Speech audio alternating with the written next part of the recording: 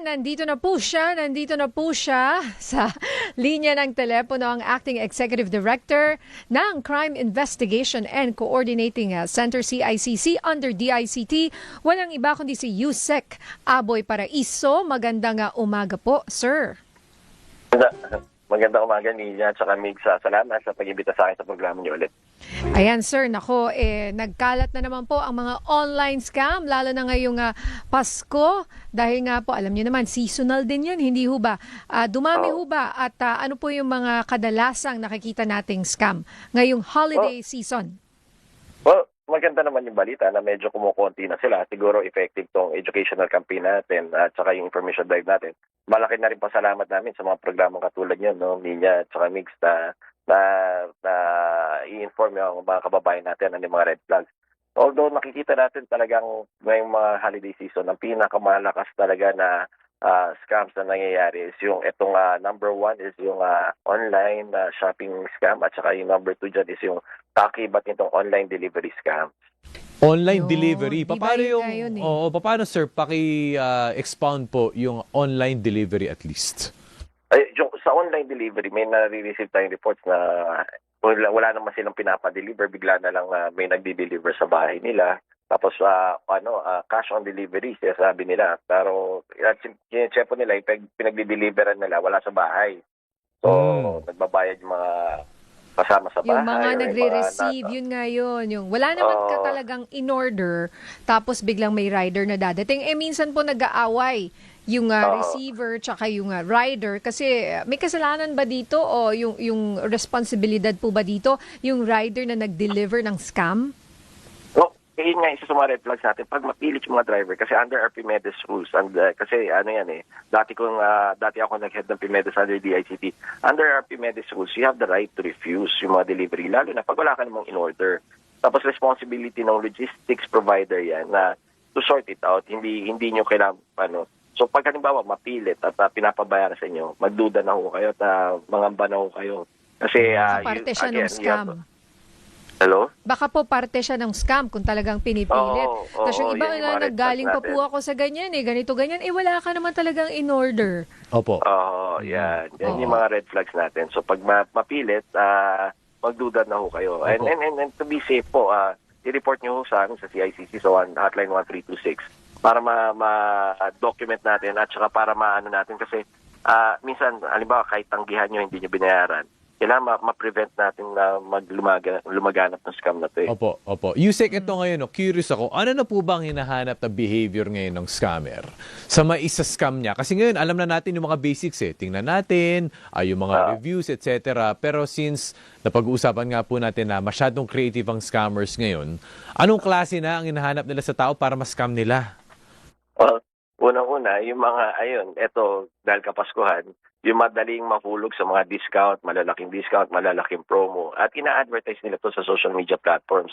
So, lumalabas sa mga feeds natin. Minsan, kahit alam natin too good to be true dahil gusto natin makatipid at saka maparami mabibigyan natin na regalo, mapapamaskuhan natin, kinakagat ng mga kababayan natin. So, yeah, I think that's the behavior now na nakikita natin kung saan maraming naloloko because it comes out of the feeds in social media platforms na ina-advertise ng mga scammers yung mga scams nila. Kumbaga structured na pala siya, Yusek. Meron ng workflow, 'di ba? Kumbaga go ahead, Yusek. Tama, may workflow mix, no? At saka hindi lang isang scam, pero pwedeng combination ng scams. We mentioned yung online shopping scam. Pwedeng kasabay din yan yung online delivery scams para malito yung mga kababayan natin sino ba habulin niya, yung marketing platform ba, yung logistics provider ba. Tapos yung halimbawa, yung love scam naman. Mag-I love you bigla, papangakuha ka ng kasal. Tapos, paano naman po yun, sir? Biglang may nag-I love you bigla? Hindi ka ba too good to be true yun Too good to pero be kay true. Mix, hindi yan too good to be true. Nangyayari kay Mix yan. Totoo yan. Nangyari kay Migs. Nangyari kay Migs. Nangyari rin kay Yusek siguro to. Yusek. Ay, hindi Bakit ang violent reaction, Yusek? Hindi Hindi masyado. Kasi kaka-anniversary lang namin, Mrs. Tama naman. Happy anniversary. Happy anniversary po, Mrs. Aboy Paraiso. At saka si Yun, Mix, napahamak mo. wala naman ako sinabi. Sabi ko nga na, biktima nga lang po Ang kayo. Katulad inyong nila sa likeness. biktima lang. Ang inyong likeness. Oo, Pero mahirap. ibalik tayo sa pinag-uusapan natin, no, yung dikit-dikit na scam, yung love scam na yan, nakadikit dyan yung investment scam. Na Correct. pag halimbawa nahulog ka, nasasabi niya, let's build a life together, planuhin na natin yung future natin, mag-invest tayo sa ganito. So dikit-dikit na talaga itong mga scams na ito eh.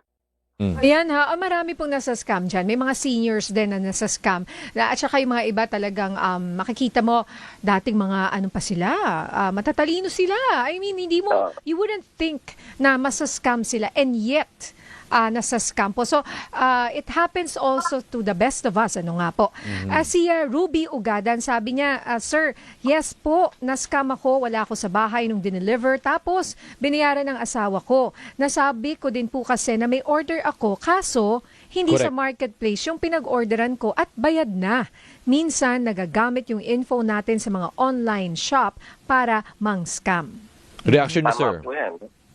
Yun nga yung sinasabi ko, parang dikit-dikit na siya. Minsan, yung mga alam nila na marami tayong pinapadeliver ngayon dahil marami tayong no-order. Tinataon nila, kaya number 2 tong delivery scam, tinataon nila na nililito nila tayo. Nag-order ka rin kasi. Hindi alam ng mga, may bibilin tayo, may dadalting tayo delivery, pero hindi natin specified. O kailangan si Shopee yan, si Lazada yan, si Temu yan. So, ganun talaga Marketplace, nangyari yan. ganyan. Opo. Oo, pero paano nila nalalaman? So, again, these are hindi sa talagang ang assumption ngayon, lahat ng tao nagpapadeliver ngayon. So kaya nga number 1 and 2 sila ngayong Kapaskuhan. Kasi pag ibang panahon naman, halimbawa Valentine's, loves ka mang mamamayag pag dyan. Pagpasukan Seasonal, yung mga depende, delivery scam, tsaka yung mga ito, meron din tayo ngayong Kapaskuhan, yung travel scams naman dahil maraming magbabakasyon. Diba? Yes. Yung mga promo. Opo, yung pagdating Sa mo mga- doon, yung palang ni-rent nila na or binayaran na hotel or Airbnb, for example, Aba, hindi pala. hindi pala. Wala pala. Oo, balay nyo, bahay pala ni Ma'am Pokwang, yung kasi documented dyan yung Oo. Si Pokwang, nakalagay yung doon. artista po, Yes. Oo, na-scam yung bahay nagamit niya. yung bahay niya. Oo, Oo. pina-advertise as Airbnb. Oo, tama. Ito naman po, Yusek, related topic. Sabi po ni Alfredo Pinol III, I got victimized twice sa online shopping where the products that I received are defective but seller refused to refund me for what I have paid for. Siguro, ano pong protection nito at least for both customer and seller? Ang maganda ho nito, ang pinaka-advice ko dyan, doon tayo mag-transact doon sa mga legitimate marketing platforms. Kasi pag halimbawa yung mga ibang P2P, alam naman ng mga kaibigan natin sa Meta na may question ako dyan, kasi yun din yung ginagamit nila. Hindi nila regulated yung marketing platform nila. Their marketing platform is an open market na P2P, yung person-to-person na transactions. So ang suggestion ko dyan, para may added layer of protection, doon tayo sa mga legitimate marketing platforms natin na meron silang betting sila, at saka merong sort of guarantee mga marketing platforms na to against these scams. Alright. Nako, alam ko, Yusek, meron kayong mahalagang may meeting pa Oo, ata yung kayo. iniwan mo ako tumalo niya. Ano yon? Yung iniwan mo ako muna sa salungan. Hindi ko naman iniwan. Sir naman. Mag-umpisa na ba? Nakabawi 12 ba? si Yusek, ha? Yusek, Yung Bawi-bawi. last one, ha? Bawi-bawi, ha? Uy, kaya nga po kayo Hindi, guest hindi, namin. hindi. Extension to ng Bagong Pilipinas ngayon. Pero dyan, may una nagkakilala ni Ma'am Nina. Of course, of course. Si Yusek, lagi rin naming guest. Correct. Maganda Correct. yung may mga guest tayong mga kawani ng gobyerno para makita rin naman natin yung mga magaganda rin nilang ginagawa. At dahil dyan, Yusek, kapag libre ka, at least in Dito po kayo, 2026, dito kayo, Yusek, Oo. ha? At saka yung Opo, regalo opo. namin, ha? Dati na pag-usapan natin yung love life ni Nick. So, tayo dyan. Uy, si Mix po ay happily married with 2 kids. Baka maniwala kayo. Hindi po ako single Oh, dad, hindi pa ha? siya hindi rin Hindi siya ako single dad, Yusek, ha? Yan ang modus kayo sa TikTok. Single dad daw ako. OM.